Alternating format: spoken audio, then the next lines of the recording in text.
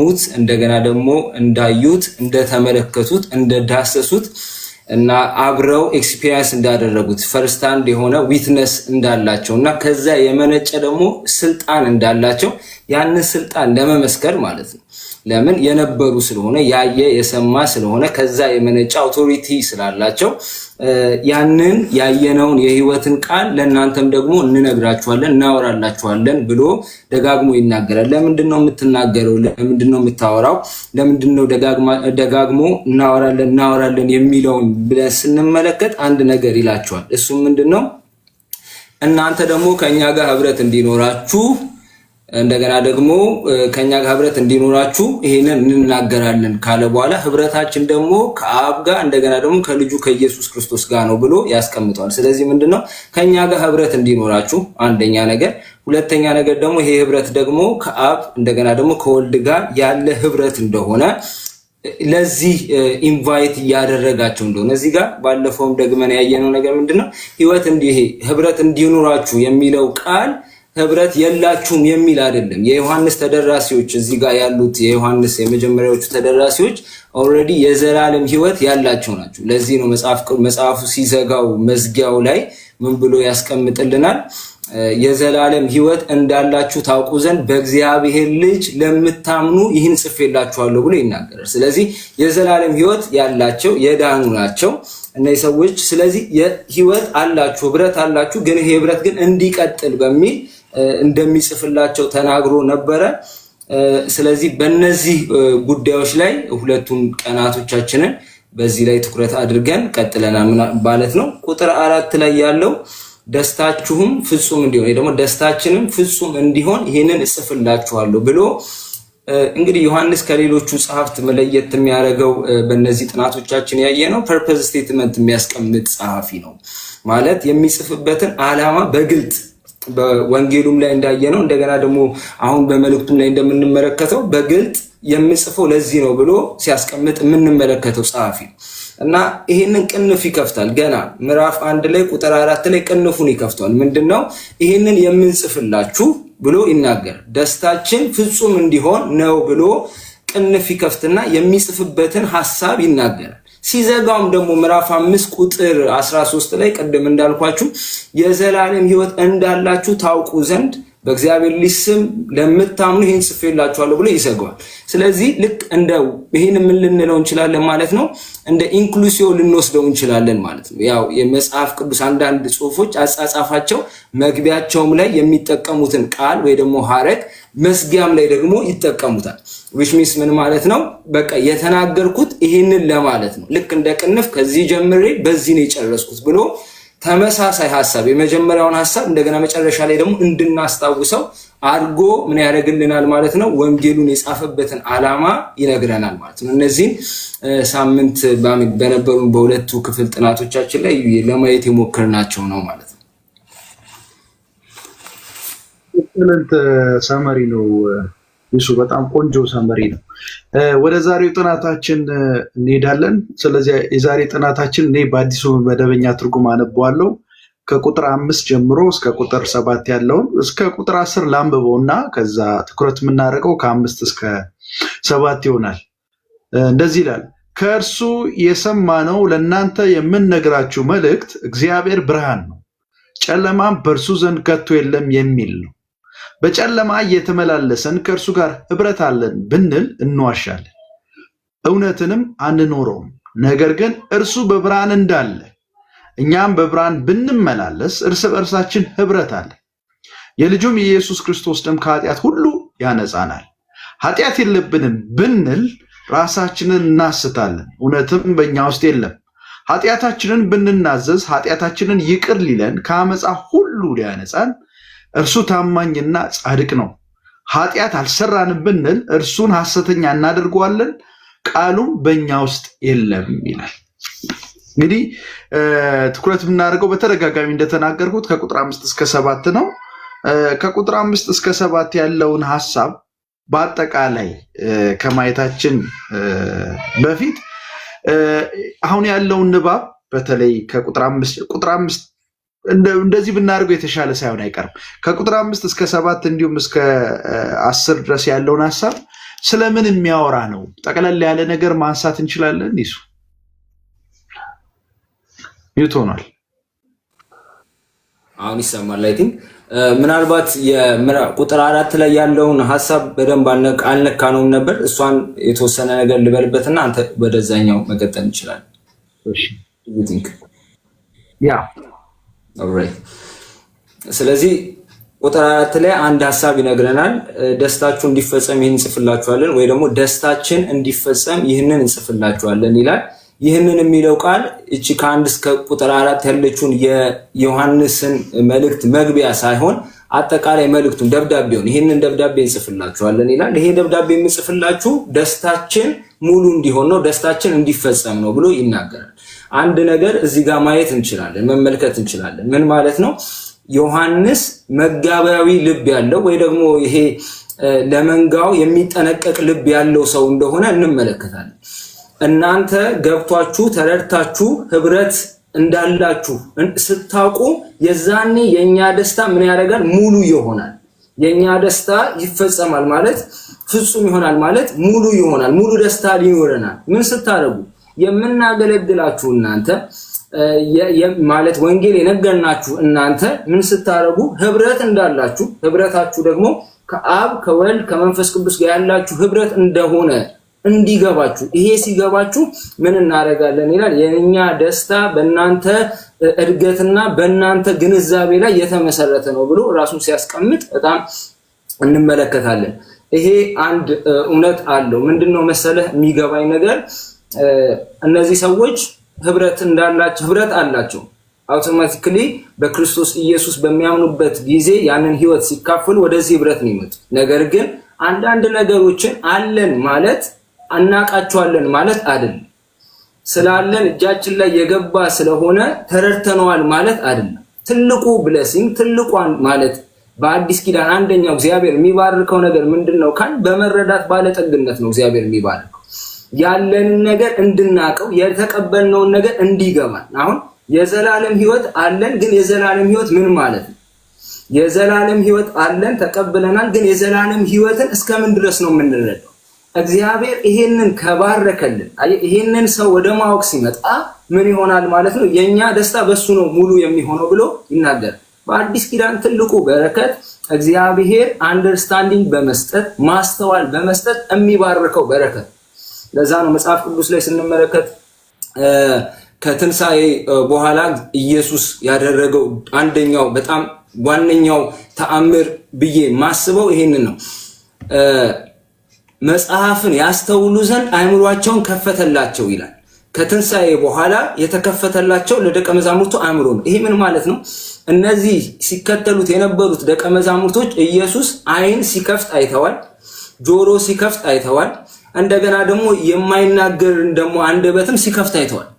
በእነሱ ላይ ኤክስፒሪየንስ አላደረጉትም። ነገር ግን በመጨረሻ ሰዓት ላይ ለእናንተ ደግሞ የሚያስፈልጋቸው ተመሳሳይ ቃል ተጠቅሞ ምን ያደርጋል? አእምሯቸውን ምን አደረገላቸው ይላል? ከፈተላቸው ይላል። which means ምን ማለት ነው? መጽሐፍን በኢንቴንሽኑ እግዚአብሔር ማለት በአዲስ ኪዳናዊ መንፈስ እንዲረዱት ያንን ባለጠግነት ምን ሲያደርጋቸው እንመለከታለን፣ ሲሰጣቸው እንመለከታለን። ስለዚህ ትልቁ ነገር ምንድነው? እነዚህ ሰዎች የዘላለም ህይወት እንዲሆኑላችሁ ወይ ደግሞ የዘላለም ህይወት እንድትቀበሉ አይደለም የሚጽፍላቸው እንደ ወንጌሉ አላችሁ። ግን ምን ማለት ነው? የዘላለም ህይወት ማለት አንደኛው ነገር ፌሎሺፕ ነው። ከአብ ከወልድ ከመንፈስ ቅዱስ ጋር የምታረጉት ህብረት ነው። ይሄንን ምን ያደርግላችኋል? እንድታውቁት ነው። ምን እናደርግላችሁ? የምንጽፍላችሁ። አሁን ባለፈው ጊዜ አንዳስተን ነበር።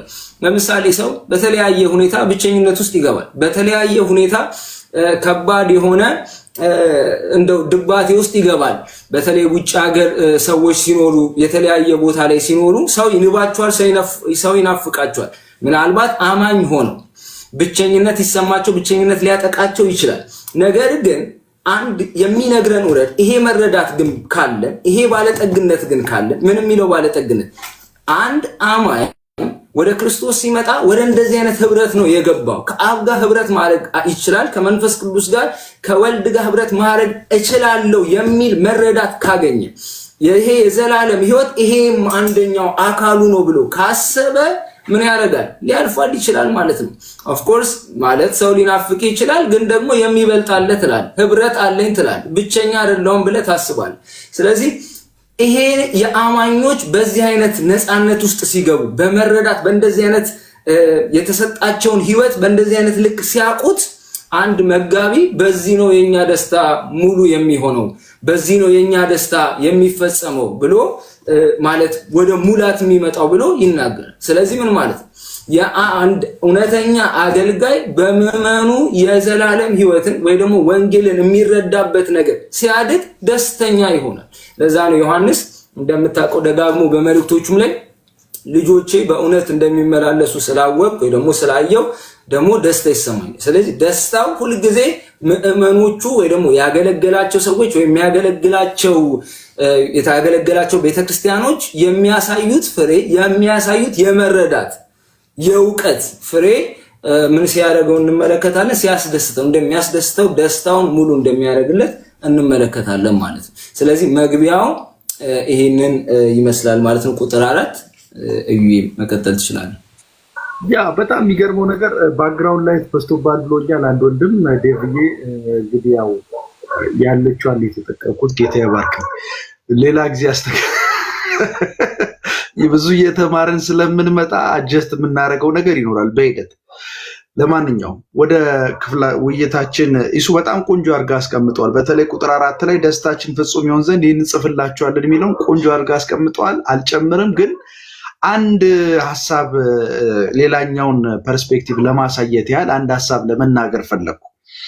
መጋቢያዊ የሆነ ድምጸት ነው ያው የምታየው። ምክንያቱም መልእክት እየጻፈ ያለው ሐዋርያው ዮሐንስ ነው በእስያ ለሚገኙ አብያተ ክርስቲያናት፣ በተለይም ደግሞ ኤፌሶን ቤተክርስቲያንን ትኩረት አድርጎ የጻፈ ይመስላል። ይሄ መልእክት ያው እንደ ስብከታዊ ደብዳቤ ተደርጎ ስለሚወሰድ በየአብያተ ክርስቲያናቱ የሚዟዟር አይነት መልእክት ሳይሆን አይቀርምና ይሄ ፓስተራል ትሆናለሁ መጋቢያዊ ድምጸት አለው። ይሄ መልእክትን ስታጠና ብዙ መጋቢዎችን እናውቃለን። ዮሐንስ ለየት የሚያደርገው መጋቢነቱ ይህን ክፍል ሳጠና የታዘብኩት ነገር ከምናውቃቸው መጋቢዎች በተለይም በዚህ ጊዜ በመጋቢ አገልግሎት እኛ አልፈናል እያለፍን ያለ ነው። ግን ለየት የሚያደርገው ዮሐንስ ደስታው እነዚህ የዚህ መልእክት ተደራሾች እሱ በመጋቢነት የሚያገለግላቸው ቅዱሳን እሱ እየተናገረ ያለውን ነገር ሲረዱት ተረድተው ሲገኙ በጣም ደስ ይለዋል። እና ቅድም አንተ ዝርዝሩን አንስተሃል። ምንድነው የሚረዱት የሚለው ነው፣ ወደዛ አልመጣም። እና ማለት የመባቃው ሲሞላ አይደለም ደስ የሚለው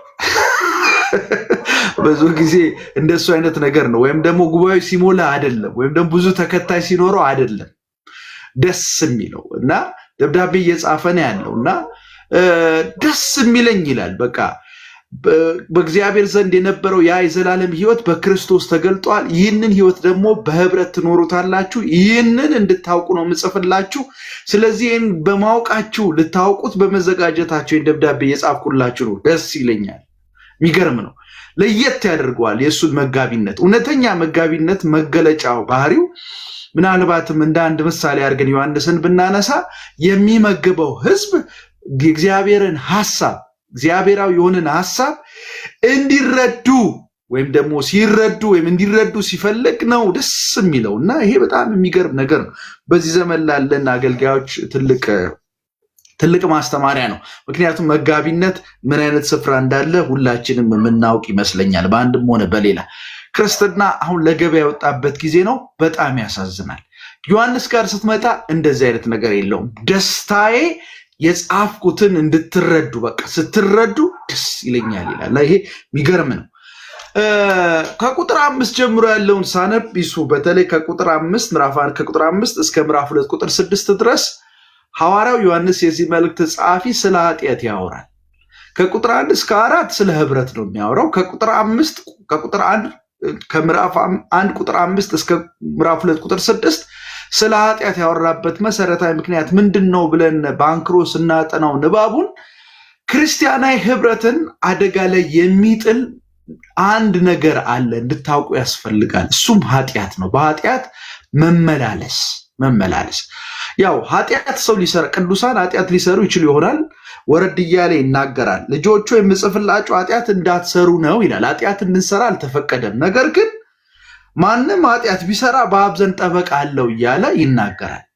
እና ኃጢአት አትስሩ አይደለም ማለት ስሩም አይደለም። አክቹአሊ አትስሩ አይደለም ትኩረቱ።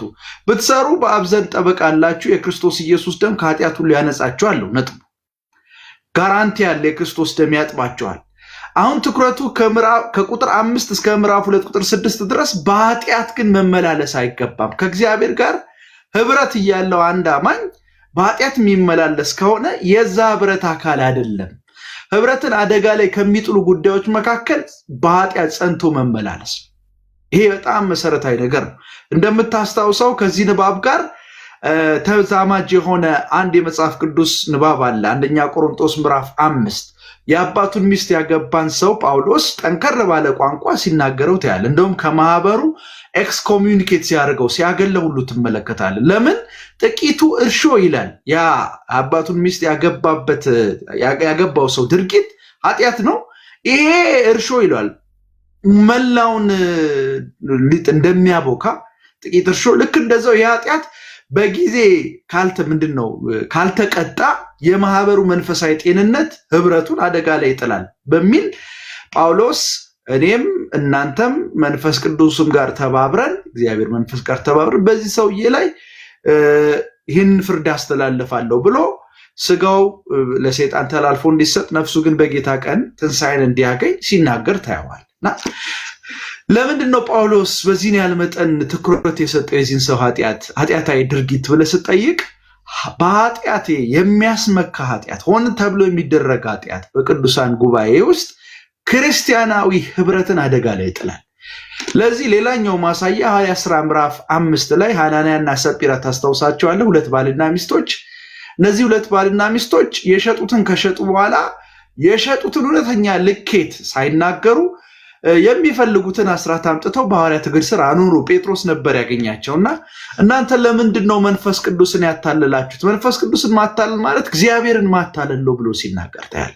ስለዚህ ወዲያውኑ ቅጣት ሲሰጥ ነው የምታዩት። በቃ ጎበዛዝ ኑና ውሰዷቸው አለ። ሞቱ ሁለቱም በየተራ ነው የመጡት። አስክሬናቸው ይዘው ወጡ እና የሐዋርያትንም ህብረት ስትመለከት ጳውሎስ የሚመራው የቆሮንቶስ ቤተክርስቲያንን ህብረት ስትመለከት ክርስቲያናዊ ህብረት በኃጢአት ጸንቶ ለመኖር ይሄ ለድፍረትም ኃጢአት እድል ፈንታ የለውም የሚል ነው። በዚህ ጉዳይ ላይ በጣም ጥንቃቄ ማድረግ ያስፈልጋል።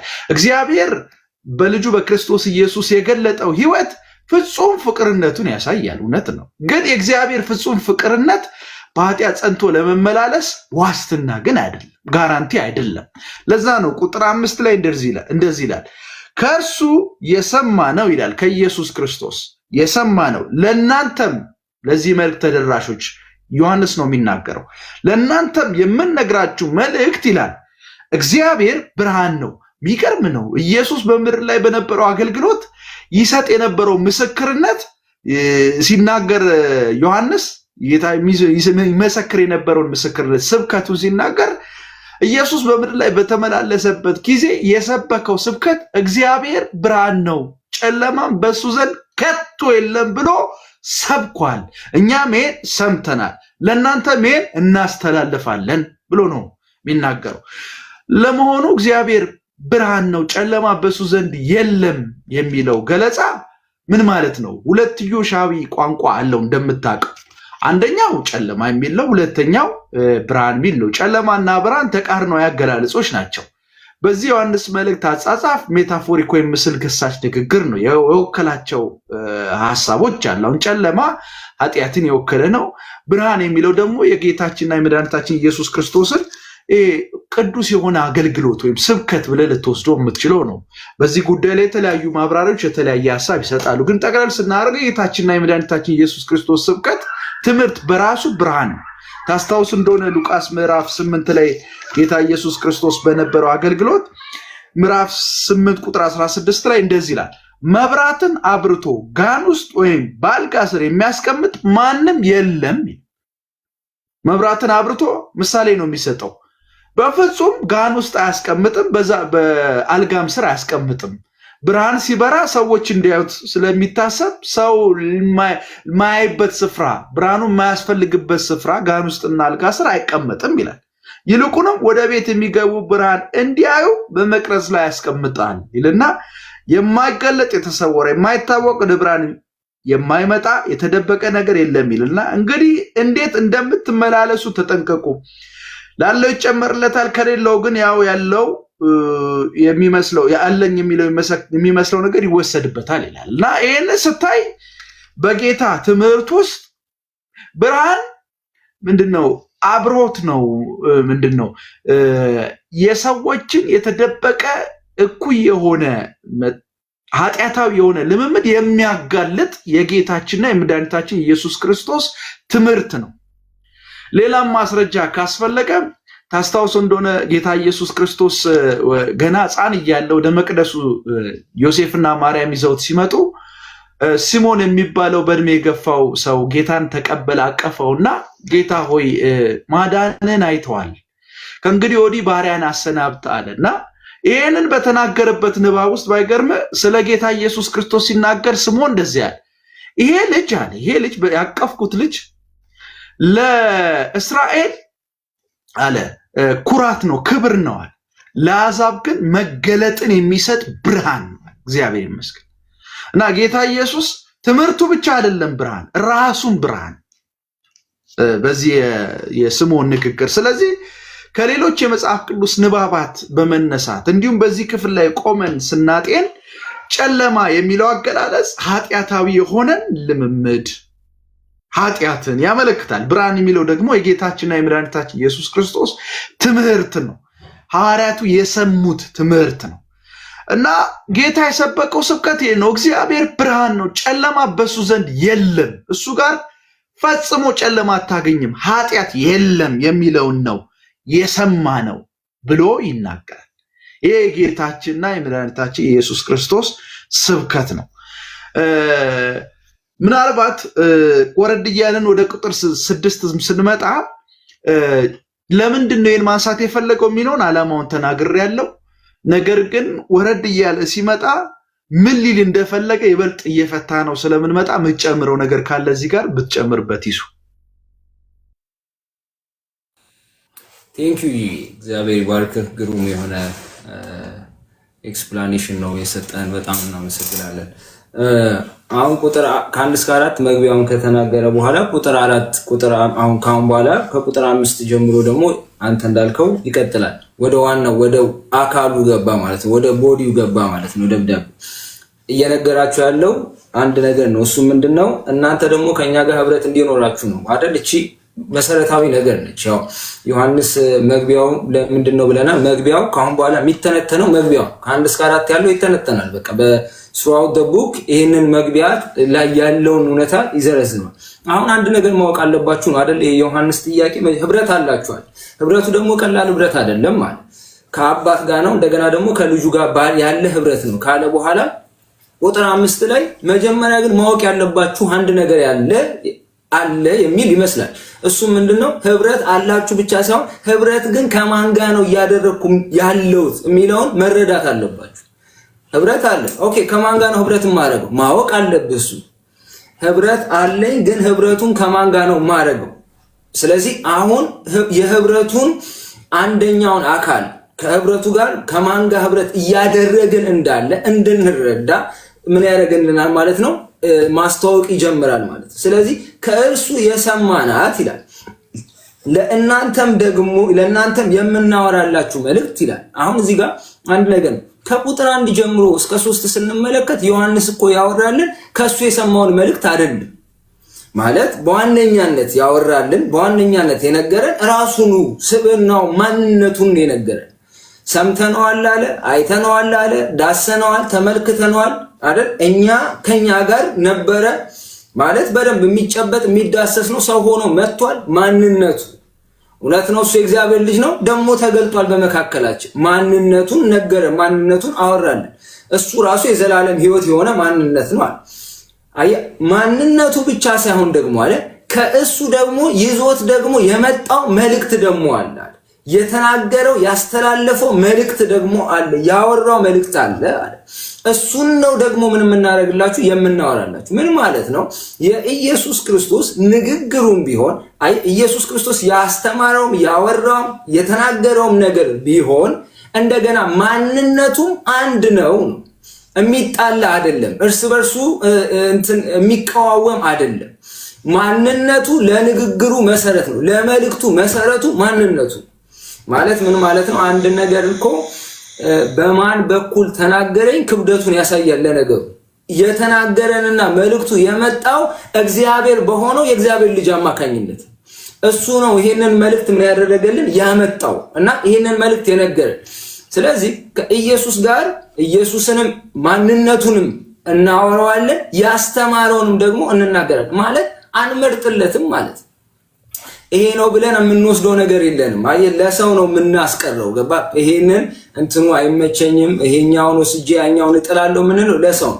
ኢየሱስ ጋር ሲሆን ማንነቱም እንደገና ደግሞ ምኑም መልእክቱም ደግሞ ይዞት የመጣው የተናገረው መልእክት ደግሞ አንድ ፍጹም ማንነቱ ለንግግሩ ለመልእክቱ መሰረት ሆኖ አገልግሎታል። ስለዚህ ከእሱ የሰማናትን ለእናንተ እናወራለን። በጣም ደስ የሚል ቃል ነው። ከእሱ የሰማናት እውነተኛ አገልጋይ ጥሩ ሰሚ ነው።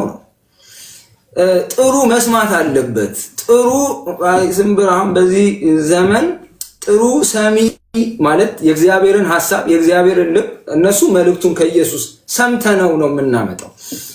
በዚህ ዘመን አንዳንድ ጊዜ ሰዎች በጣም ተገለጠልኝ አለ ተገለጠልኝ ጥሩ ነው ማለት ግን ይሄ ለኔ ብቻ የበራልኝ እውነት ነው ለኔ ብቻ የተገለጠልኝ እውነት ነው ብለው በጣም ልዩ የሆነ መገለጥ እንዳገኙ ሰዎች አንዳንዴ ራሳቸውን ሲቆጥሩ እንመለከታለን። እንደሱ አይነት ነገር የለም። ማለት 2000 ዓመት መንፈስ ቅዱስ ዝም ብሎ ለኛ የሚያበራልን እኛ በጣም ስፔሻል የሆኑ ልጆች ስለሆን እነሱ የማደጉ ልጆች ስለሆኑ አይደለም ያልተገለጠላቸው። እንደሱ የሚባል ነገር የለም። አሁን በቃሉ አማካኝነት ተገልጦልናል። መረዳት ምን ልላችሁ ነው? እውነተኛ አገልጋይ በደንብ አድርጎ አሁን በፊት ከኢየሱስ ጋር የሰማነውን ነው የምናመጣው። ምን ማለት ነው? መልእክቱን ጀምረነው አይደለም። መልእክቱን እኔ ፈጥሬው አይደለም የማወራላችሁ፣ ተቀብለን ነው የምናወራላችሁ። ለዛ ነው እኮ ጳውሎስም እኮ የተቀበልኩትን አይደል መልእክት ተቀብለን ክርስትና ዓለም ውስጥ ፈጥረን የምናወራው ይሄ የተረት አይደለም። እኛ ያለን የሆነ ክሬት እያደረግን የሰውን ልብ ለማማመን የምንፈጥረው ክሬት የምናደርገው በየጊዜው የምንሰራቸው ታሪኮች አይደለም ያሉ። ሰምተን ነው የጀመረው አለ መልእክቱን ያመጣው አለ እሱን ሰምተን እንቀጥላለን። ስለዚህ የሰማነውን ነው የምናወራው ማለት ሌላ አይደለም የምንናገረው። እና እውነተኛ አገልጋይ በጣም ለቃሉን ሰሚ ታማኝ በመሆን ማለት ቃሉን የሚያደምጥ ቃሉን የሚሰማ መሆን አለበት። ታማኝ ለመሆን ታማኝ አገልጋይ ለመሆን ማለት ሌላ አይነት ነገር ላለማውራት ቃሉን በአግባቡ ሰው መስማት አለበት ብዬ አስባለሁ። ስለዚህ የሰማነውን ለእናንተ ደግሞ የምናወራላችሁ መልእክት ይሄንኑ መልእክት ነው ብሎ ይናገራል። ስለዚህ ኢየሱስን ካወራ በኋላ ዮሐንስ እንደገና ደግሞ ኢየሱስ ጥሩም ያስተላለፈው መልእክት ደግሞ ምን ያደርጋል ማለት ነው ይናገራል። መልእክቱ ምንድነው ብለን ስንል እዩ የተናገርከው ትንሽ እሱ ላይ አንድ ነገር ብዬ እሰጣለሁ። መልእክቱ ምንድነው ሲል እግዚአብሔር ብርሃን ነው ጨለማን በእርሱ ዘንድ ከቶ የለም የምትል ይቺ ናት። ይሄ በጣም የሚገርም ስቴትመንት ነው አይደል?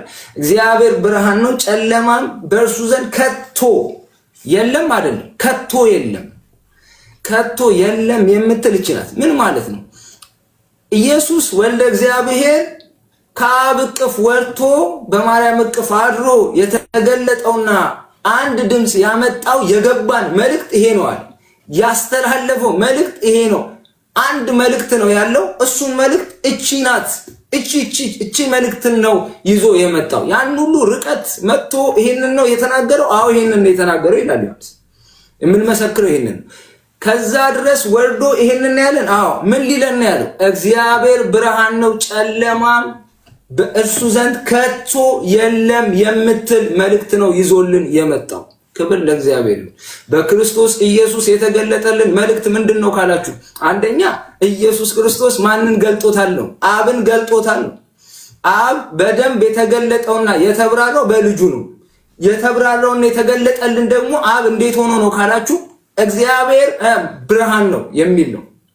ከዛስ ጨለማ በሱ ዘንድ የለም አይደለም፣ ከቶ የለም ማለት ስትረስ አለው፣ ኢንፈሲስ አለው፣ አይታሰብም። ምን ማለት ነው? እግዚአብሔር ብርሃን ነው። እዩ የተናገርከው ነገር ያስተዋወቀን ነገር አለ። ምናልባት እዚህ አንድ እንዲሁ የምጨምረው ነገር ምንድነው? እግዚአብሔር ብርሃን ነው ብሎ ሲናገር ብርሃንን አንደኛው ሌላው ልናገናኘው የምንችለው ነገር ቅድም ያልከው ነገር ከህይወት ጋር ነው አይደል? እግዚአብሔር ብርሃን ነው አይደል? በሱ ብርሃን ነበረች ካለ በኋላ ዮሐንስ እንደገና ብርሃን ደግሞ ምን እንደናት አለ፣ የሰው ደግሞ ህይወቱ ነች ደግሞ አለ አይደለ? እሱ ወደ ዓለም የሚመጣ ብርሃን ነበር ብሎ ይናገራል። ስለዚህ እግዚአብሔር ብርሃን ነው። እግዚአብሔር ምን አለው? ህይወት ነው። እግዚአብሔር የዘላለም ህይወት ምንጭ ነው፣ አመንጪ ነው። በሱ ዘንድ አይደል ይሄ ህይወት ነው ያለው። በሱ ዘንድ ሌላ አይነት ተቃራኒ የሆነ የጨለማው ማለት የወደቀው እዩ ቅድም ያብራራው ማለት እንደሱ አይነት ነገር በጭራሽ እሱ ዘንድ የለም። ብርሃን ምንን ያመለክታል? እውነትን ያመለክታል፣ ህይወትን ያመለክታል። እንደገና ደግሞ ፒዩሪቲን ሆሊነስን ደግሞ ያመለክታል ማለት ነው። እንዳልከው እዩ ወደኋላ ስንመጣ በደንብ አድርገን ደግሞ እያብራራ ነው እንትኑን እንመጣለን ማለት ነው። ቀጥል አንተ። በጣም የወደድኩት ነገር ትኩረት የሰጠህበት አንድ ቃል አለ ዮሐንስ የተጠቀመው። ይሄ ኢየሱስ ክርስቶስ የመሰከረው ምስክርነት ወይም የተናገረው መልእክት አንድ ነው፣ ግልጽ ነው። እሱም ደግሞ እግዚአብሔር ዘንድ ጨርሶ ጨለማ የለም የሚል ነው። የኢየሱስ ምስክርነት ይሄ ነው። ግን አጽንኦት ሰጥተህ የተናገርካት ነገር ወድጃታለሁ። ከእርሱ የሰማናት ለእናንተ የምንነግራቸው የሚለው ንግግር በጣም አጽንኦት ልንሰጠው ይገባል። እዛ ላይ እኔም ሀሳብ ለመጨመር ፈልጌ ነው። ሐዋርያው ዮሐንስ ከጌታ የሰማውን አስተላለፈ እንጂ አልጨመረም። ለብዙዎቻችን ይሄ ትልቅ እውነት ነው፣ ማስተማሪያ እውነት ነው። በእውነት ከላይ ቅድም ምን ብለናል? ሐዋርያው ዮሐንስ እንደ እውነተኛ መጋቢ የእግዚአብሔርን ሐሳብ ለሚመግባቸው ሰዎች ማድረስ ደስታው ነው። ይሄ በዚህ ዘመን ከምናየው የመጋቢ አገልግሎት የተለየ ያደርገዋል። ዮሐንስን አገልግሎት የመጋቢ አገልግሎት ሌላው የተለየ የሚያደርገው ጌታ ኢየሱስ ክርስቶስ ላስተማረው ትምህርት በስጋ ወራት በምድር ሲመላለስ በነበረበት ጊዜ ላስተማረው ትምህርት ታማኝ ነው። የሰማው ያንኑ ነው እዚህ ጋር ሲጽፍ የምትመለከተው። ይሄ ትልቅ ታማኝነት ይጠይቃል። ሁለተኛው የእውነተኛ መጋቢ መለያነ ባህሪ ጌታ ከነገረው፣ ጌታ ከመሰከረው፣ ጌታ ካስተማረው ውጪ የማይጨምር ነው። አይጨምርም። ቅድም እንዳልከው ተገለጠልኝ በማለት በራልኝ በማለት ሹካሌኝ በማለት በህልም ታየኝ በማለት በጣም እኮ ብዙ ነገር ነው አሁን የምትሰማው እኮ ይሱ ገበያው ላይ የምትሰማቸው ነገሮች በጣም ነው የሚያስደነግጡ። በራልኝ፣ ተገለጠልኝ፣ በጆሮዬ ላይ አንሾካሸከ እየተባለ የሚመጡ መልእክቶች ጌታ ከተናገረው ጋር በቀጥታ የሚጋጩ ሆኖ ነው የምትመለከታቸው። ይሄ መጽሐፍ ቅዱሳዊ አይደለም። እንግዲህ እንደ ሐዋርያው ዮሐንስ ለጌታ ደረት የቀረበ ከሌሎች ሐዋርያት ይልቅ እጅግ በጣም ቅርብ የሆነ ሐዋርያ የሰማነውን እሱ ሲናገር የሰማነውን ነው ምንናገረው ብሎ ሲናገር ታየዋል። ደግሞ የሚገርብ ነገር ራሱን ብቻ አይደለም ከሱ ጋር ያሉትን ሐዋርያት ጨምሮ ነው በብዙ ቋንቋ ፕሉራል በሆነ ሴንስ የሰማነው የምንነግራቸው የሚለው። ምን አለ በዚህ ዘመን ያለ ክርስትና ይሄ እውነት ገብቶት እፎይ ቢል፣ በእውነት እፎይ ቢል። እንዴት እንደው የእግዚአብሔር ቃል ሙሉ ነው፣ በየዘመናቱ ይናገራል። አይጨምርም። እውነተኛ የቃሉ አገልጋይ አይጨምርም። ሞቅ ሲለው የሆነ ነካኝ መንፈስ ቅዱስ ሲል አይጨምርም። በነገራችን ላይ እግዚአብሔር መንፈስ ሲነካን የሚያደርገን ነገር ጌታ እየተናገረውን ያንኑ ነው የሚያስታውስን። ታስታውስ እንደሆነ ዮሐንስ ወንጌል ምዕራፍ 16 ጌታ ኢየሱስ ራሱ ሌላ አጽናኝ ይመጣል ብሎ ሲናገር ከኔ የወሰደው ለእናንተ ይነግራችኋል፣ ስለ እኔ ይናገራሉ፣ ያሳስባችኋል፣ የነገርኳችሁ ነው የሚለው። የጌታ መንፈስ እንኳን እውነተኛው መንፈስ አሁን የተቀላቀለውን አይደለም። ይሄ ሞቃለኝ፣ ነካኝ፣ ተናገረኝ እየተባለ ጌታ ያልተናገረውን የሚናገሩትን ተው። ግን በዚህ ንባብ መሰረት ጌታን በምድር ላይ በነበረ ጊዜ የተናገረውን መሰረት አድርገህ ስታጠና የጌታ መንፈስ የሚነግር ጌታ ኢየሱስ ያስተማረው ትምህርት። ለዛ ነው መጥምቁ ዮሐንስ ይህንን የሚደግመው የሰማነው ለእናንተ የምንነግራችሁ ከእሱ የሰማነው ነው የሚለው። ይሄን ሳስብ ምን አስታወሰኝ መሰለ? የይሁዳን መልእክት አስታወሰኝ። ታስታውሳለህ? የይሁዳን መልእክት ምዕራፍ 1 ላይ ያው አንድ ምዕራፍ ነው ያለው። መግቢያው ላይ የተናገረው ንግግር በጣም ነው የሚገርመኝ። በነገራችን ላይ እግረ መንገዳችሁን የእውነተኛ መጋቢ ባህሪያት ምን እንደሆነ ኖት እያደረጋችሁ ብትይዙ በጣም ከብዙ ነገር ትድናላችሁ። እውነቴን ነው የምላችሁ። እና በጣም የሚገርመኝ ቃል አለ የይሁዳ መልእክት ምዕራፍ 1 ቁጥር 1 ጀምሮ ያለውን ባነበው እንደዚህ ይላል። የኢየሱስ ክርስቶስ አገልጋይና ያዕቆብ ወንድም ይሁዳ ያዕቆብ ወንድም ይሁዳ ይላል። ለተጠሩት በእግዚአብሔር አብ ለተወደዱትና በኢየሱስ ክርስቶስ ለተጠበቁት ይልና እንደዚህ ይላል። ምሕረት ሰላምና ፍቅር ይብዛላችሁ። ወዳጆች ሆይ አብረን ስለምንካፈለው ድነት ልጽፍላችሁ እጅግ ጓጉቼ ነበር። ሐሳቤ በሬን ሳነሳ መጀመሪያ ስለተካፈልነው ድነት ልነግራችሁ ነበር ሐሳቤ ይላል። ነገር ግን ለቅዱሳን አንዴና ለመጨረሻ ስለተሰጠው እምነት እንድትጋደሉ፣ ሃሌሉያ! የሚገርም እውነት ምን እንድትሉ አንድ ጊዜና ለመጨረሻ ጊዜ ለቅዱሳን ስለተሰጠ እምነት። ይሄ አዲስ ወደኛ ትርጉም እምነት ይለዋል፣ የቀድሞ ትርጉም ሃይማኖት ይለዋል። አንዳንዶች አጣመው ሃይማኖተኛ አይደለሁም ይላሉ። ነገራችን ላይ እንደዚህ አይነት ቋንቋ የሚጠቀሙ ሰዎች ስርዓታቸው ቢይዙ ጥሩ ነው። ለምን መሰለ? ቃሉ ሃይማኖት የሚለው በዚህ ንባብ በ1954 ትርጉም እምነት ማለት ነው፣ ሌላ ማለት አይደለም። ስርዓት ማለት አይደለም። ሃይማኖት ማለት ለቅዱሳን አንድ ጊዜ እና ለመጨረሻ ጊዜ ስለተሰጠ ሃይማኖት ወይም ደግሞ እምነት እንድትጋደሉ እጽፍላችሁ ዘንድ ግድ ሆነብኛል። ለቅዱሳን የተሰጠው እምነት ወይም ደግሞ ሃይማኖት አንድ ጊዜና ለመጨረሻ ጊዜ ነው የተሰጠው። በቃ እኮ ሐዋርያቱ እኮ ወይም ደግሞ የወንጌል አገልጋዮቹ እኮ በ4 ነጥብ ዘግተውታል።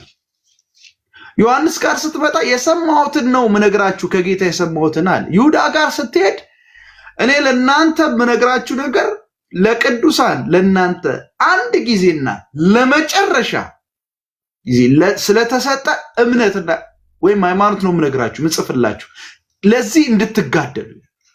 በነገራችን ላይ አንድ ጊዜና ለመጨረሻ የሚለው ቋንቋ መገለጥ ዛሬም ድረስ አለ። ከቅዱሳት መጽሐፍት እኩል የሆነ መገለጥ ዛሬም ድረስ አለ ለሚሉ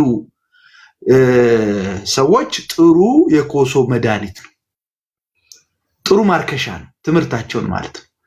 ጌታ ቢናገር ከተገለጠው እውነት ውጪ አይናገርም። እግዚአብሔር ይመስገን። ምክንያቱም ቃሉን አያጥፍም። መጀመሪያ ከተናገረው ጋር የሚጋጭ ነገር ሊናገር አይችልም። እግዚአብሔር የሚናገረው በቃሉ ነው የምንለው ራሱን ስለማያጋጭ ነው። በነገራችን ከራሱ ጋር ኮንትራዲክት ስለማያደርግ እና አንድ ጊዜ ነው የተሰጠው ለመጨረሻ ማለት there is no redundant revelation፣ ድግምግሞሻዊ መገለጥ የለም። በቃ ከዚህ ውጪ የለም። አጠብቁ። የተዘጋ ኬዝ is closed፣ የተዘጋ ጉዳይ ነው።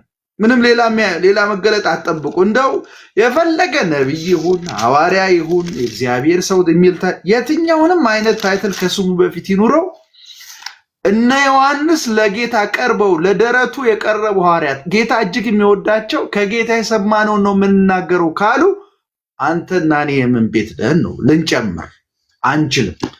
ይሄ ወንጌልነት እንድናስብ ያድርገናል። ሰለብሬት እናደርጋለን። ጳውሎስም ቅድም አንተ ጠቅሰዋል። አንደኛ ቆሮንቶስ ምዕራፍ 15 ስለ ወንጌል ሲናገር የወንጌል ምንነትን ሲናገር የተናገረው ነገር ምንድነው? መጽሐፍ ከጌታ የተቀበለውን አሳልፌ ሰጧችሁ ነው። የተቀበልኩትን አሳልፌ ሰጧችሁ ነው። ክርስቶስ ስለ ኃጢአታችን ሞተ፣ ተቀበለ፣ ተነሳ፣ ታየ። የተቀበልኩትን አሳልፌ ሰጧችሁ። what I received I delivered። የተቀበልኩት እንደው ጨምሬ እንደው ስፓይስስ እንዲኖረው የሆነ ቅመማ አድርጌበት እንደው ለጆሮ በሚመች መንገድ ምናምን አክዬበት እንትን አልኩት አላለም። አሳልፌ ሰጧችሁ አለ። የተቀበልኩትን እንደዛው ያው የተቀበልነውን የምናቀርብበት መንገድ ይለያያል። ለምሳሌ አሁን ይሱ በጣም ጥሩ ሰባኪ ነው። ጥሩ አድርጎ የእግዚአብሔርን ሐሳብ ማቅረብ የሚችል አንደበት አለው። እግዚአብሔር ይመስገን። በዚህ ደስ ይለኛል። ያንን እውነት በጥሩ ቋንቋ ማቅረብ፣ በአንደበተ ርቱዕ ቋንቋ ማቅረብ ሸጋ ነገር ነው፣ መልካም ነው። ነገር ግን የተቀበልነውን እውነት ያመነውን እውነት ላይ መጨመር ግን ከጳውሎስም ይሁዳም ከዮሐንስም ጋር መጋጨት።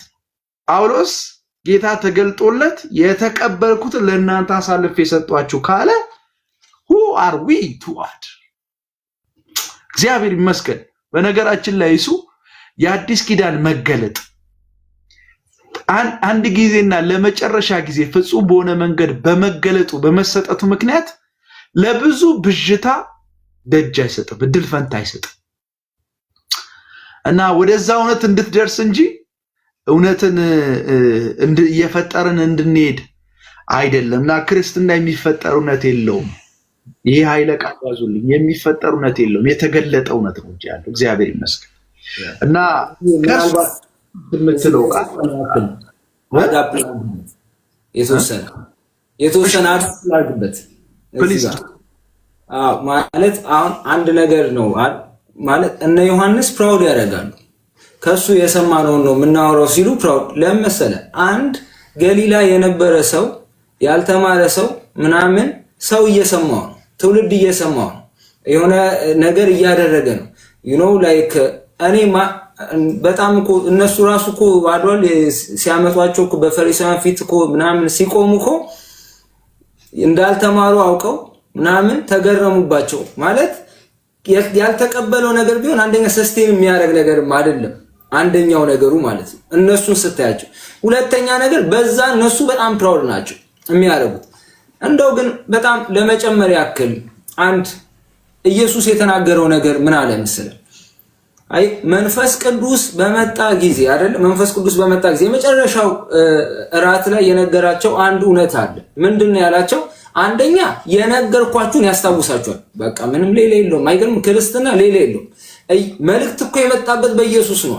ክርስትና መልእክትን ይዞ የመጣው አብን የሰማናት ከሱ የሰማናት መልእክት ይቺ ናት ያለው መልእክት ይዞ የመጣው አለ የናዝሬቱ ኢየሱስ። እሱ የተናገረው አለ፣ እሱ ያወራው አለ፣ እሱ የገለጠው አለ። መልእክታችን እቺ ናት አለ። ኢየሱስ ምን አላቸው መጨረሻ ላይ? አንደኛ አሁን እናንተ የምታስታውሱ አይደላችሁ። ለምን? አያውቁትም ብዙን ነገር። አንደኛ መንፈስ ቅዱስ ሲመጣ እኮ ምን ያደርጋችኋል? ሌላ አይደለም ይነግራችሁ፣ የነገርኳችሁን ያስታውሳችኋል። ተራራ ላይ የሰበኳችሁን ወደ ቅፍርናሆም ሄጄ ያደረኩትን የወጣሁትን ያስታውሳችኋል። ሌላ አይነግረንም፣ ሌላ አይነግራችሁ፣ ያስታውሳል ነው አንደኛ። ሁለተኛውስ አሁን ልትሸከሙት ስለማትችሉ በጣም ደስ ሌላ የለውም። በኢየሱስ ነው መልእክት ብቻ የመጣው። መንፈስ ቅዱስ ሌላ መልእክት አያመጣም። አሁን ልትሸከሙት ስለማትችሉ የዛኔ እሱ ሲመጣ ግን ከኔ ወስዶ ተስፋ ቃል እየነገራችሁ ከኔ ወስዶ ለእናንተ ይነግራችኋል። ይሄንን በማድረግ እኔን ያከብረኛል። መንፈስ ቅዱስ ስላሴ ጋር ያለው ይሄ ስላሴ ውስጥ ያለው ህብረት አብ ወልድና መንፈስ ቅዱስ ውስጥ ያለው ህብረት ተጋምዶ አንደኛው ነገር ዩኒቲያቸውን የምታየው ኢየሱስ ሲናገር ከኔ ወስዶ ያከብረኛል። በምን?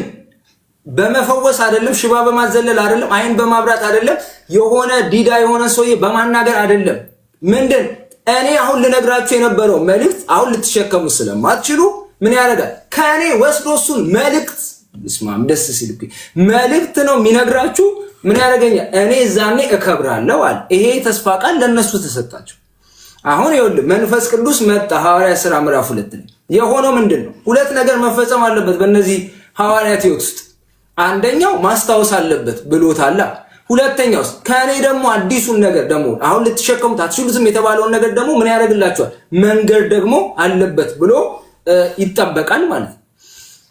ያንን ስትመለከት እነዚህ ሰዎች እውነት አላስታወሱም ወይ? እዩ ኢየሱስ ከሄደ በኋላ መጽሐፍ እስከሚጽፉበት የነበረውን ታሪክ ጋፕ አለው ረጅም ዓመት። እነዚህ ሰዎች ማስታወሻ እየያዙ አይደለም ኢየሱስን የሰሙት። ነገር ግን ኢየሱስ ያደረጋቸውን ኮንቨርሴሽኖች ከግለሰብ ጋር ውሃ ጠጪኝ ስትላት አንተ ምናምን ብለው ያንን ዲያሎግ ሁሉ አስታወሱት። ያንን ዲያሎግ ሁሉ እንዲህ ስትለው እኮ እንዲህ ብለዋለች አሉ። ለምንድን ይሄ በሰው አይምሮ የምታስታውሱ አይደለም። ከስንት ዓመት ተሻግረ እንደዚህ ሰዓት ላይ በዚህ ሰዓት እንዲህ ሲላት እንዲህ ብለዋለች ለማለት አትችልም። ሰውኛ አይደለም። ማን ነው የረዳቸው? እንዲጽፉት ያደረጋቸው መንፈስ ቅዱስ አስታውሷቸው። የኢየሱስ ዲቴል አገልግሎት በምን? በመንፈስ ቅዱስ አማካኝነት አስታወሱት። ኢየሱስ ለካ እንዲህ ነበር ማርያም ጋር የመጣው እንደዚህ ነው ማርያም ይሄ እንዴት አይነት ሰላምታ ነው አለችው እንዴት አይነት መረዳት ነው እንዴት አይነት ማስተዋስ የፈለገ ጂኒየስ ብንሆን ስማርት ብንሆን እንደዚህ ዲቴል አናስታውስም ማን ነው መለኮት የሆነው መንፈስ ቅዱስ እንደተባለው የተስፋ ቃሉን አስታወሰ አንደኛው ሁለተኛውስ አየ ከኔ ወስዶ ይነግራቸዋል የተባሉትን አሁን ልትሸከሙ አትችሉትም የተባለውን ነገር ምን አደረጋቸው ማለት ነው ሲነግራቸው አየ አሁን አዲስ ኪዳንን የጻፉትን ማለት ስለ ትንሣኤ ያብራሩትን ስለ አካል ያወሩትን ስለ እንደዚህ ትልልቅ የሆኑ የአዲስ ኪዳን ሚስጥር ከመስቀል ጋር ከሞት ጋር ተያይዘው ያሉትን ነገሮች ምን አደረጋቸው ይሄው ወስዶ ገለጠላቸው እነሱ ደግሞ ምን አደረጉት ነው እነሱ ደግሞ ለኛ ምን አደረጉልን ጻፉልን አዲስ ኪዳን ላይ ተከተበልን አሁን እጃችን ላይ ይሄ ሰነድ ደረሰ አሁን መንፈስ ቅዱስ ከኔ ወስዶ ይነግራችኋል እንደገና ደግሞ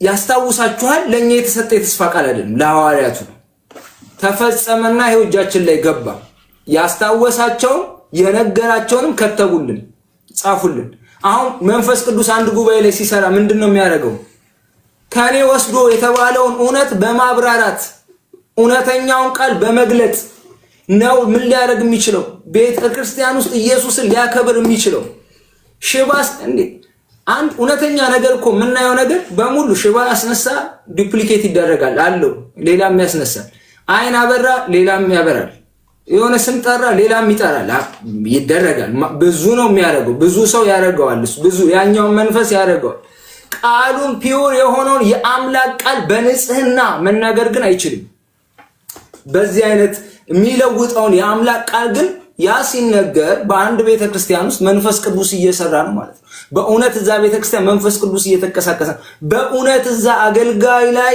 የጌታ መንፈስ እየሰራ ነው ብለን እናምናለን ለምንድን ከሱ የሰማውን ስለሚያወራ ማለት ከሱ የሰማውን ስለሚናገር ስለዚህ የሰማናትን የሚለው ቃል ቀላል ቃል አይደለም በዚህ ዘመንም ይሄው ሌላ እኛም ሌላ እንዲፈልጉም ደግሞ ማድረግ የለብንም ይሄኛው በጣም አንድ ስትሬስ እናደርግበት ያለ እውነት ነው እዩዬ ጎሄድ ያ ድንቅ አድርጋ አስቀምጠዋል ይሱ አሁንም አጥንቼ ማስቀመጥ ፈልጋለሁ እዚህ ጉዳይ ላይ በጣም ጠንከር ልንል ይገባል ምክንያቱም ብዙ የተዛቡ ምልከታዎችን የተዛቡ አመለካከቶችን በእውነተኛ ትምህርት ነው የምናስወጣው የተዛባ አመለካከት ያለን ከሆነ ማርከሻ መድኃኒቱ የእግዚአብሔር ቃል አንድ ሐሳብ ሲሰጥ እዚህ ቦታ ላይ አየሁት በነገራችን ላይ ሉተር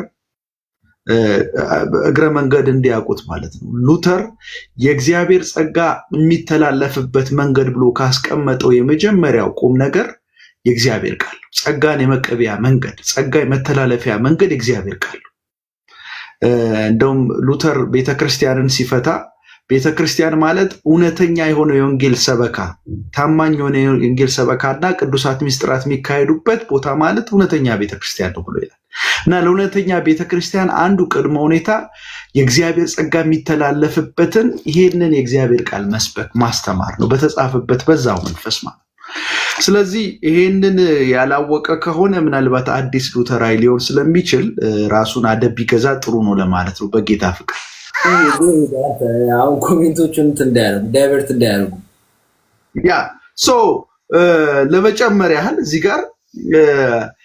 እዚህ ጋር በጣም አጽንኦት ልንሰጠው የሚገባ ጉዳይ አለ በጣም አጽንኦት ልንሰጠው ይሄ ኃይለ ቃል በጣም ገዢ ኃይለ ቃል የሰማነው ለእናንተም የምንነግራችሁ ዛሬ ማታ በእነዚህ ሁለት ስንኞች ላይ በመቆየታችን በጣም ደስ ይለኛል የሰማነው ለእናንተም የምንላችሁ የምንነግራችሁ መልእክት ሌላ አይደለም ልብ ወለድ አይደለም ከልብ የሚመነጭ አይደለም የቅዠት ውጤት አይደለም ተገለጠልኝ እያለን ጌታ ካስተማረው ውጭ የጨመርነውን አይደለም እንነግራችሁ ጌታ የተናገረውን ያንኑ ነው እንነግራችኋለን ነው እያለ ያለው ዮሐንስ ያንኑ ሳንጨምር ሳንቀንስ ወንጌል ላይ ጨምረ አታዘምነውም ቀንሰ ደግሞ አታሳንሰውም ወንጌል ሙሉ ነው እግዚአብሔር ይመስገን ወንጌል በራሱ ብቻውን ያድናል ለዛ እኮ ነው ከፍ ብለ ስታነብ ከቁጥር 1 እስከ 4 ድረስ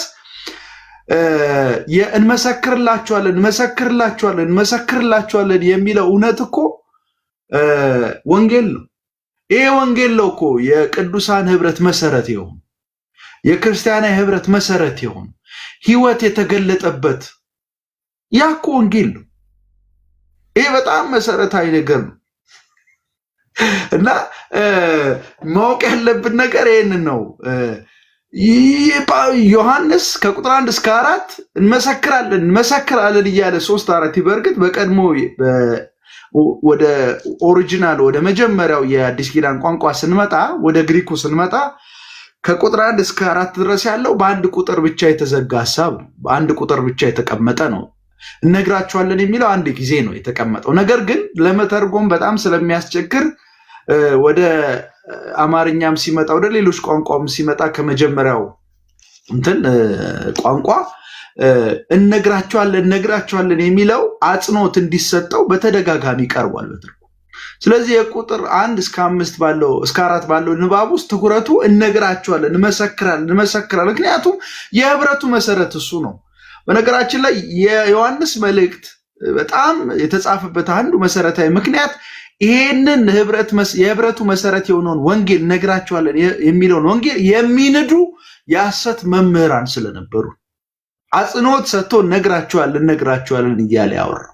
ምክንያቱም መሰረቱ ከተናደ ክርስቲያናዊ ህብረት የሚባል ነገር የለም። የሚሰበከው እውነት በተዛባ መንገድ ከቀረበ ኢየሱስ ገልጦ ስላሳየው የዘላለም ህይወት የክርስቲያናዊ መሰባሰብ ህብረት መሰረት የሆነው ይሄ ህይወት የዘላለም ህይወት በአብ ዘንድ የነበረው ህይወት ሁሉ ስለመኖር ልታወራ አትችልም። ምክንያቱም የህብረቱ ምንነት ይቀየራል አውቶማቲካሊ ስብከቱ ምን ካለ ከተዛባ። ለዛ ነው እንሰብካለን ይልና ወረድ ብሎ ቁጥር 5 ላይ ሲመጣ ከእርሱ የሰማ ነው ለእናንተም የምንነግራችሁ የምንመሰክርላችሁ እግዚአብሔር ብርሃን ነው ጨለማ በዙ ዘንድ ከቶ የለም የሚለውን ነው። ስለዚህ አጽንኦት እየሰጠው ነው ማለት ነው። ዮሐንስ አጽንኦት እየሰጠው ነው ስብከቱ እና አይጨመርም። የምንጨምረው ነገር የለም። ሐዋርያቱ ካልጨመሩ የጌታ የቅርብ ደግሞ የልብ ሐዋርያት የሚባሉት ካልጨመሩ ያንኑ ካስተላለፉ ያንኑ ከጻፉ ያንኑ ከሰበኩ ያንኑ ካስተማሩ ከመሰከሩ ከተናገሩ እኛ ልንጨምር አንችል። በዚህ ብቻ ነው ህይወት ያለው። በዚህ ብቻ ነው እውነተኛ ህብረት ያለው። በዚህ ብቻ ነው እውነተኛ የሆነው የእግዚአብሔር ህይወት የተገለጠው። እግዚአብሔር ይመስገን። ስለዚህ መሰረት ነው። በዚህ ጉዳይ ላይ መደራደር አያስፈልገንም ቅዱሳን። አንዳንድ ጊዜ ግራ የሚጋቡ ሰዎችን እንመለከታለን። ግራ የሚያጋባ ነገር እናያለን። መሰረቱን ትተው ጭማሪው ላይ ተጨመረልን በሚለው ጉዳይ ላይ ሰዎች ሰለብሬት ሲያደርጉ በዛም ሲታለሉ እናያለን። ኖ መሰረቱ ከተጣሰ ጌታ የተናገረው ወንጌል የመሰከረው እውነት ኢግኖር ከተደረገ ቸል ከተባለ ክርስቲያናዊ ማንነትም ሊኖር አይችልም። አንፎርቹኔትሊ በሚያሳዝን ሁኔታ ስለ ክርስቲያናዊ ህብረት ልታወራ አትችልም። ጌታ ስለገለጠ እውነት ልታወራ አትችልም። አምላክ ሰው መሆኑን ዓላማውን ወዘተረፈ ልታወራ አትችልም። መሰረቱ ያለው እነሱ በሰበኩት እውነት ላይ ነው። ለዛ ነው የሰማነውን እንመሰክራለን የሚለው። እግዚአብሔር ይመስገን የሚጨመርበት ነገር የለም የሚለው በጣም መሰረታዊ ጉዳይ ነው። ምናልባት እዚህ ጉዳይ ላይ በደንብ አጽንኦት ሰጥተን አውርተናል። የሚጨመርም ሐሳብ ካለ ጨምር ትችላለህ። ጥቂት ሰዎች ወጥተው በዛሬ የእግዚአብሔር ቃል ክፍለ ጊዜያችን ሐሳብ ካላቸው ምናልባት ጥያቄም ካላቸው ወይም ደግሞ በዚህ የእግዚአብሔር ቃል ክፍለ ጊዜ ኢየሱስን መማር በሚለው ክፍለ ጊዜ አንዳች ያገኙት የገበዩት ነገር ካለ ብዙ ሐሳቦችን ያነሳ ነው ቢያክሉልን መልካም ነው። ስለዚህ ሞዴሬተር ናቸው አድ የሚያደርጓቸው ወይስ እንዴት እንደሆነ አላወቅም። ኢንቪቴሽን መላክ ትችላላችሁ። እሱ የምትለው ነገር ካለ ወደ አንተ ማይክ። እግዚአብሔር አምላክ ይባረክ። አሜን። ዛሬ ፎከሳችን አድርገን የተነጋገርነው ከእርሱም የሰማናት የምትለዋን ነገር ስትረስ አድርገን ተነጋግረናል። አትሊስት እዚህ ያላችሁና የሰማችሁ እህትና ወንድሞቼ በቤተ ክርስቲያናችሁ ያው ቃል በንጹህ ሁኔታ እየቀረበ ካለ በቃ መንፈስ ቅዱስ ልጁን እያከበረው፣ መንፈስ ቅዱስ ኢየሱስን እያከበረው። ስለዚህ ሌላ አይደለም፣ ዋናው እሱ። ንጹህ ቃል ደግሞ እየተሰበከ ካልሆነ እና ደግሞ ሌላ ስርዓቶች ደግሞ በጥሩ ሁኔታ ካሉ እዛ ጋር ጥያቄ ምልክት አለው ማለት ነው። በደንብ መፈተሽ አለበት ማለት ነው። ስለዚህ እዚህም ውስጥ ሆናችሁ ደግሞ የምታገለግሉትና ወንድሞች እግዚአብሔር በረዳን መጠን ለዚህ ቃል ደግሞ ታማኝ ሆነን ሰምተን እንድናገለግል የምንሰማው ሌላ ነገር አይደለም። ከዚህ ከህያው ምንጭ ቀርተን እንድናገለግል ጌታ ይርዳን። እዩዬ ስንት ማለት አንተ ጋር የሚታይ ማለት ሰዎች ካሉ አንዳንድ መግባት ያለባቸው ሐሳብ የሚሰጡ ምናልባት አጋፔ መግባት ከቻለ እሱን ወደ ላይ ማምጣት የምትችል ከሆነ የሚታዩኝ የተወሰነ ሰው ሰጀስት ላድርግ።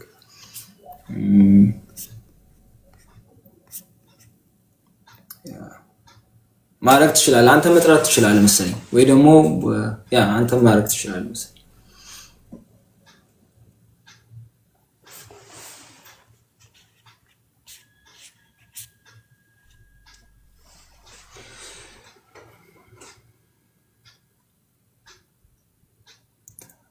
አቤሴሎም ማስገባት ትችላለህ መሰለኝ።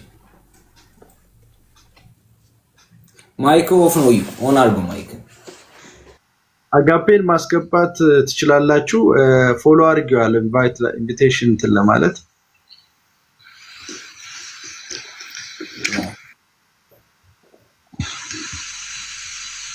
ኤቢ ላይክ አቤሴሎም አሁን ጥያቄና መልስ ብዙ እንትን አናደርግም፣ ግን የተወሰኑ ሰዎችን እንደዚህ ሰጀስት ያደረግን ይሁንና ውስጣቸው ያለው ማለት የተማሩትን ከዚህ ክፍል ጋር ሪፍሌክት የሚያደርጉት ነገር ካለ እንደሱ እንዲያደርጉ እድል እንሰጣለን።